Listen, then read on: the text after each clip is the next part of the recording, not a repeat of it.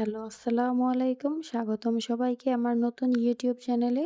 আজকে আমি দেখাবো বাসায় একটি মাত্র ডিম দিয়ে আর আটা দিয়ে খুব সহজেই মোগলাই পরোটা তৈরি করা। এখানে আমি ১ কাপ ময়দা, ১.৫ টেবিল চামচ চিনি, ৪ টেবিল চামচ তেল এবং অল্প একটু লবণ নিয়ে নিয়েছি। এখানে আমি ২টি মোগলাই পরোটা বানানোর জন্য ডো তৈরি করছি। শুকনো উপকরণগুলো সব আমরা একসাথে দিয়ে ভালোমতো হাত দিয়ে মিশিয়ে নিয়েছি। প্রথমে আমি অল্প একটু তেল দিয়ে শুকনো উপকরণ একসাথে মিশিয়ে নিব। পরবর্তীতে আটাটা ছেনে নেওয়ার সময় আরেকটু তেল হাতে মিশিয়ে নেব। এখন আমি নরমাল টেম্পারেচারে রাখা পানিটা দিয়ে ভালোমতো আটার ডো বানিয়ে নেব। অল্প অল্প করে পানি মিশিয়ে নিচ্ছি যাতে আটার ডোটা একেবারেই নরম না হয়ে যায়। পরবর্তীতে যখন আটাটা হাতে লেগে আসবে তখন আমি আরেকটু তেল হাতে মাখিয়ে আটাটা ছেড়ে নেব। সুন্দর স্মুথ একটা ডো হয়ে গেলে এটা আমি ১০ মিনিটের জন্য রেস্টে রেখে দিব।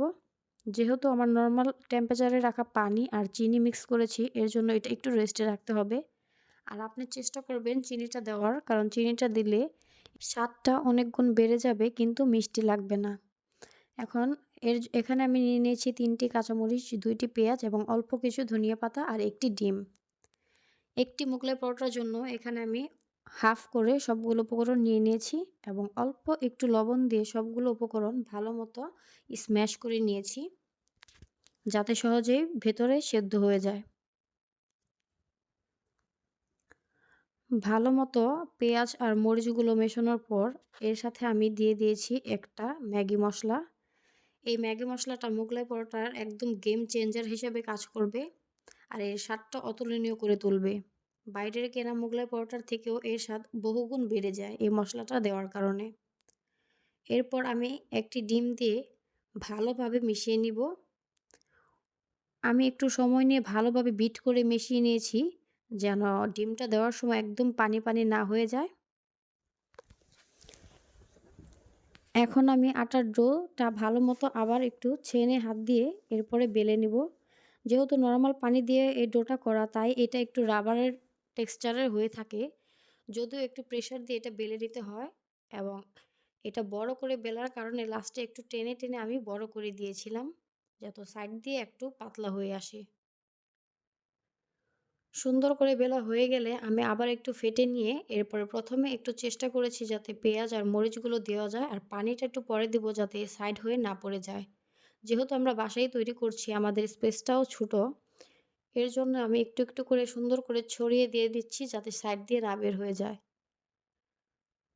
সম্পূর্ণ উপকরণগুলো দেওয়া হয়ে গেলে আমি পরোটার মতো চারপাশ থেকে ভাঁজ দিয়ে নেব। ভাঁজ দেওয়ার পর হালকাভাবে হাত দিয়ে একটু চেপে দিয়েছি আর খুবই সতর্কভাবে আমি এই পরোটাকে তেলে ছেড়ে দিয়েছি যেন পরোটাটা ছিঁড়ে ভেতরের পুরগুলো না পড়ে যায়। যদিও ভুলবশত রেকর্ড করার সময় আমার ক্যামেরাটা অন করা হয়নি, তো আমি ভালোভাবে তেলটা উপর দিয়ে দিচ্ছি। চেষ্টা করবেন যেন ডুবো তেলে মোগলাই পরোটাটা ভাজা হয় তাহলে এটা সুন্দরভাবে ফুলে যায়।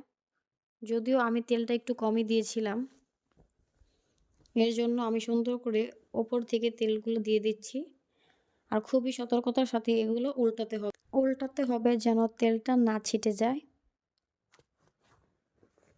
সুন্দরভাবে আমি চারপাশ ভেজে নিয়েছিলাম। ভাজাটা হয়ে গেলে ভেতরেও ভালোমতো সেদ্ধ হয়ে গেলে এটা অনেকই ফুলে দ্বিগুণের মতো হয়ে যায়। আর ডুবো তেলে ভাজতে পারলে তো এটা অনেকটা ফুলে যায়। আমি সুন্দরভাবেই ২ পাশ লাল লাল করে ভেজে নিয়েছিলাম। আর আটার ডোটার মধ্যে চিনি দেওয়ার কারণে এটা অনেকই ক্রিস্পি হয়ে থাকে আর খেতেও অনেক মজা লাগে। ভিডিওটিতে লাইক দিয়ে এবং চ্যানেলটি সাবস্ক্রাইব করে পাশে থাকবেন।